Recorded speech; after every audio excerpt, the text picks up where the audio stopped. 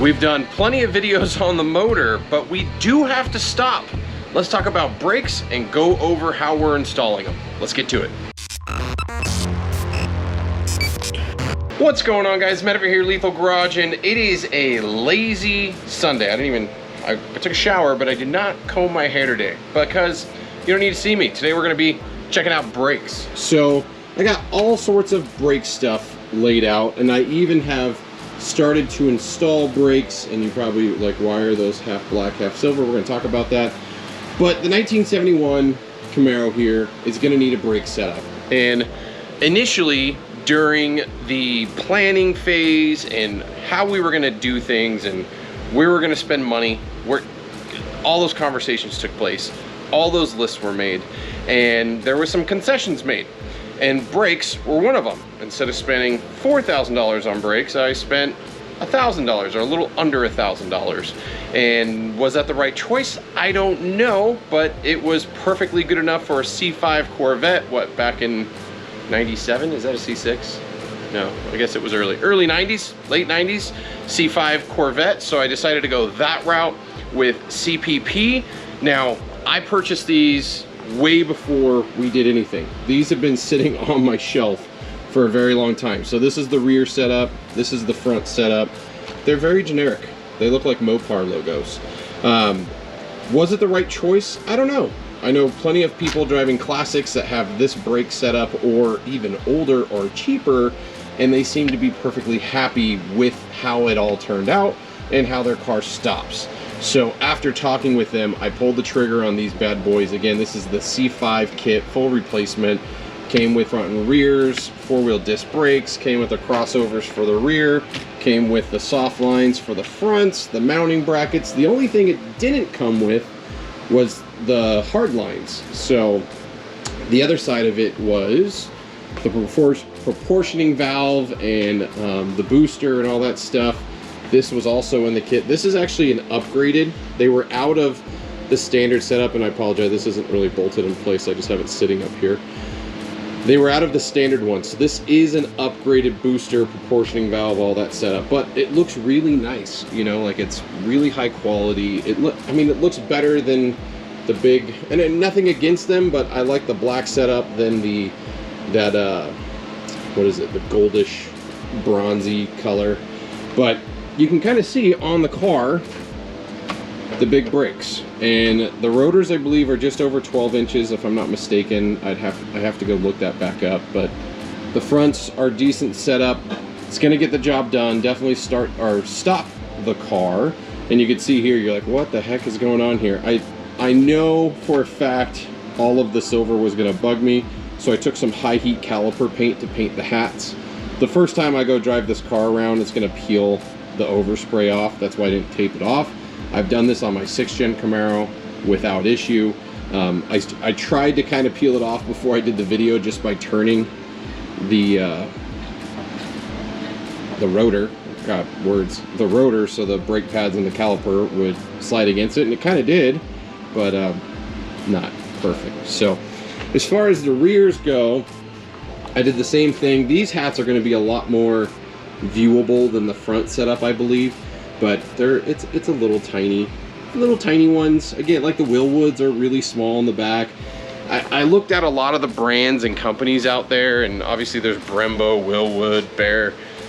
There's a lot of great options. They're just really, really expensive. So I decided to go down the route of save myself a little more money, spend money elsewhere on the project, and be happy with these for the time being. And maybe down the road we'll upgrade to a better setup, but overall it's really straightforward and they bolt right up. So as far as the brake layout, in the kit, again, it comes with the rotors, comes with the calipers, comes with the crossover line, the hard lines for across the rear axles. Obviously instructions that kind of show you this is the rear setup, but I'm gonna go over some of the details on how these install. It's not gonna be a complete install guide because honestly, the harder part, and I don't even think it's gonna be harder because we went with the factory setup.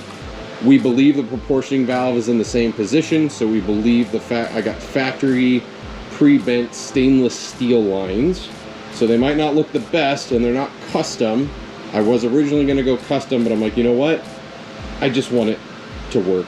And so I did that. So I picked these up. This was like, what, a couple $100 in stainless steel, pre-bent, already done lines. They look really nice. The longer line from the front to rear, they have to ship bent in half. So this you do have to unbend and try to get it straight. In a different video, we'll highlight installing those along with a lot of other stuff.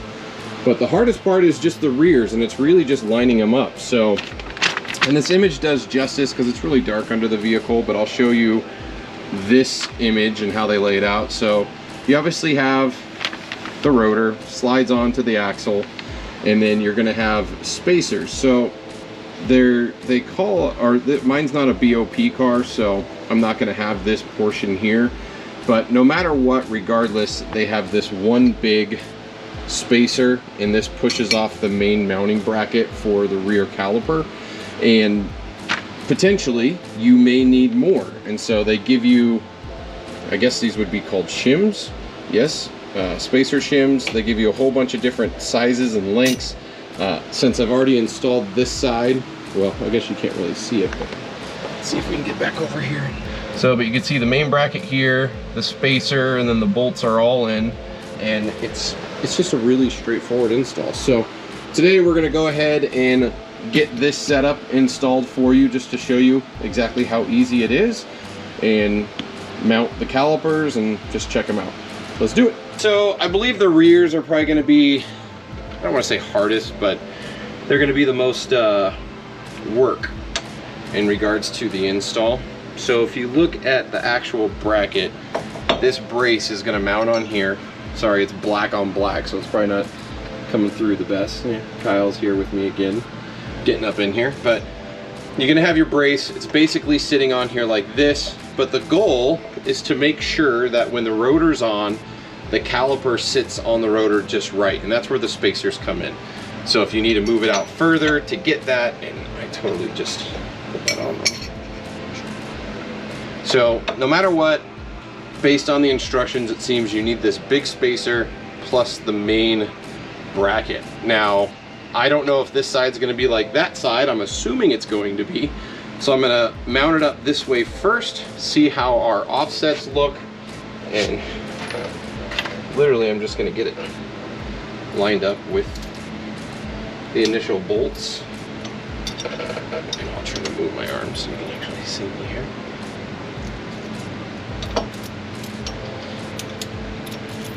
So you're gonna have 3 of these, feed it through.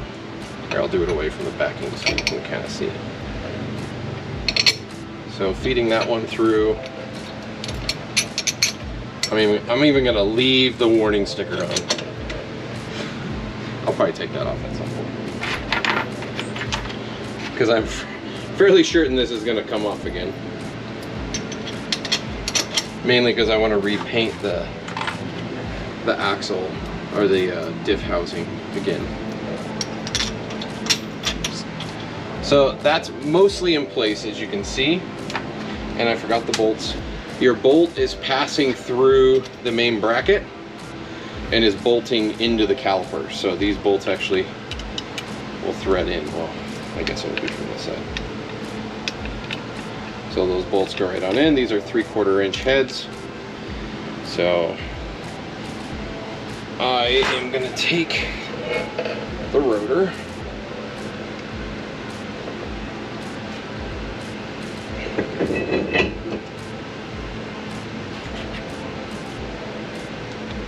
so again, the reason why we're doing this is so we can verify if it lines up, and it's pretty critical. And yes, you're gonna be within, you know, a 1/16 of an inch difference, because all the bolts aren't going to be tightened up. But so you'll slide, make sure the brake pads are in there nice, but you're going to slide that over.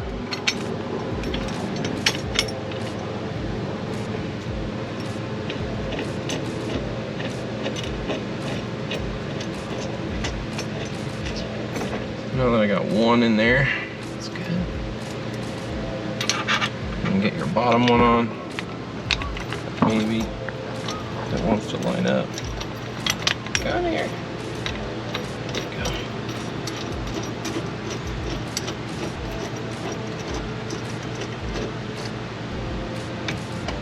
So again, I'm just getting these in here by hand.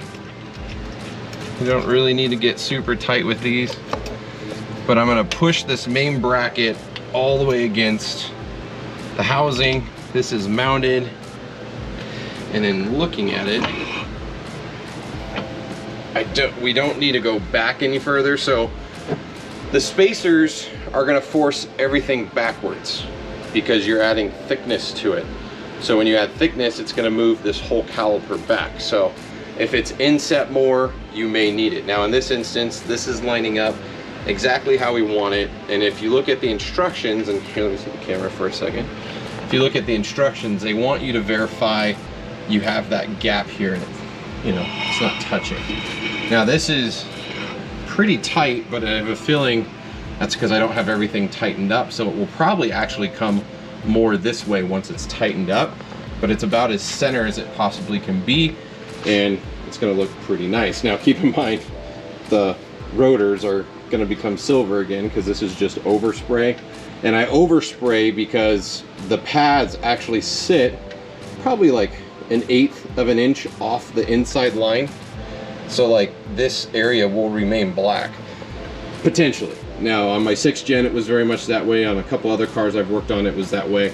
We'll see how the pads, but if you see where the pad sits, it's actually really close to that line. Again, I'm sorry, it's hard to see. There you go. So you can see where that pad rests. It actually looks like it's gonna cross over that line. Again, that may change once everything's tightened up, but I'm pretty sure that's where it's gonna sit. So, but it looks pretty good. Now, the biggest thing is this setup is designed for a 17-inch wheel. So I believe, actually I can get a tape measure, we can find out how far it is from here to the furthest sticking out piece. And honestly, it looks, the furthest sticking out piece is gonna come down to the offset, but I think the bigger problem is gonna be the lines coming off the backside and then the bleed valve. So we'll have to see. Let's get a tape measure and find out exactly how far out those are sticking. And I know all of you wheel guys out there, this is a very crude measurement, but looking at this for proper clearance, yeah, it's about 7 3/4 inches, roughly. So in my instance, I'm going with an 18-inch wheel. So Kyle, what's 18 divided by 2? 9. That's right. So 9-inch radius. So we'll have plenty of clearance on everything in there. So, and it actually, the brake setup, the rotor and the caliper fills in a lot more than it initially seems. Now keep in mind the car's up in the air right now, so the suspension's hanging down quite a bit, but it'll be really interesting to see how it looks with the wheel and then a little bitty rubber. We're gonna try to tuck this in. Remember, we did the mini tub setup, so we're gonna be able to fit probably a 325 back here. It seems, I mean, clearance wise to the fender, yeah, it's like 12.5, 13 inches. And that's off the spring by 2 inches. Let's see, this is 12, yeah, 12.25, 12.5. So we'll be able to put a 12-inch cross width there. That's a decent sized tire. But yeah, that's the rears. Now the other side is running the hard line, so the hard line's going to be coming in the back side. This is your bleed coming back and around, and then the other side is the emergency brake. Now this kit did come with an emergency brake. I don't know if I'm going to run it. We'll see. I don't think it's going to be too overly complicated, but I don't know if I'm sold on an emergency brake yet. So safety obviously is a great thing. The car's not really parked where there's hills, and I'm not super worried about the transmission. I should be. I went with a 4L60E. Maybe we will do the e-brake. Yeah. So the front setup is obviously different than the rear. Here, Kyle, if you can get over here. So you have your hub assembly, your spindle. Our brakes are going to mount right into the spindle. We got our upper and lower control arms, sway bar, steering linkage, all that greatness. So Because the fronts mount so easily, there's no spacing, there's no nothing, because that's already predetermined with these mounts here. So all you have to do is put your rotor in place. If I'm actually watching where I'm putting stuff.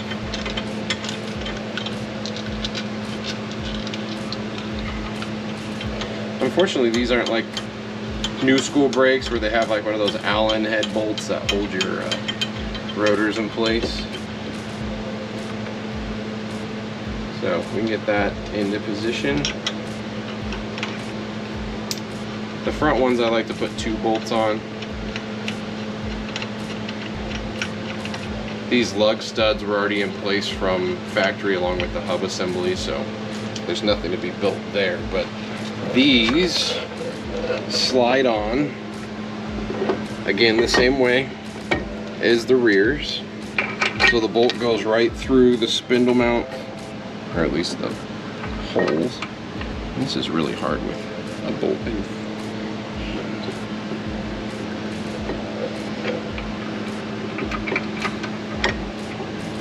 There we go.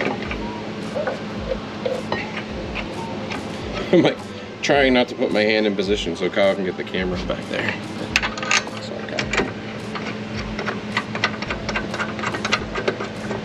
But again, these mount super easy. I